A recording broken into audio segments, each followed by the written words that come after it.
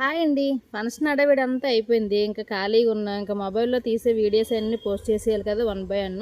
తనే మా ఆడపడుచు కూతురనమాట. చాలా క్యూట్‌గా ఉంది కదా! చాలా చిన్న పిల్ల. ఏం చేస్తాం, ఆల్రెడీ పెద్దదయిపోయింది. ఇంక ఫంక్షన్ హడావిడి కూడా అయిపోయింది. కానీ మేము తాతగారం కదా! పాపకైతే సారి పట్టుకెళ్ళాలి. ఇవి ఊరంతా పంచుకుంటారు. అందుకే ఇంతైతే పట్టుకొని వెళ్ళాము. ఇది ఆరిది రెడీ చేసింది మా అక్క.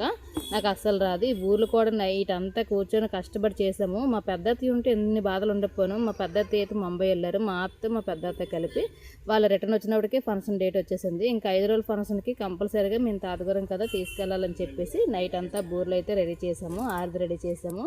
ఆ తర్వాత ఇవి మురుకులు. ఇక్కడ దోమలు ఎక్కువ ఉన్నాయి, అందుకే ఇలా తోలుకుంటున్నాను అనమాట. ఆ తర్వాత స్వీట్ అయితే చాలా అంటే చాలా బాగుంది. ఏంటనుకోకండి, రవ్వ లడ్డు. కానీ క్యాన్ కప్పు అయితే అస్సలు రావట్లేదు. చాలా స్ట్రాంగ్గా ఉంది, గట్టిగా తీయవలసి వచ్చింది.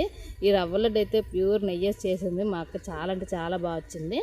అన్నిటి మీద నాకు ఈ రవ్వ లడ్డు చాలా బాగా నచ్చింది. దాని తర్వాత సేమియా, ఇది కూడా చాలా బాగుంది. ఇవంతా ఊరంతా పంచుకుంటారనమాట మా ఆడపడుచాలను.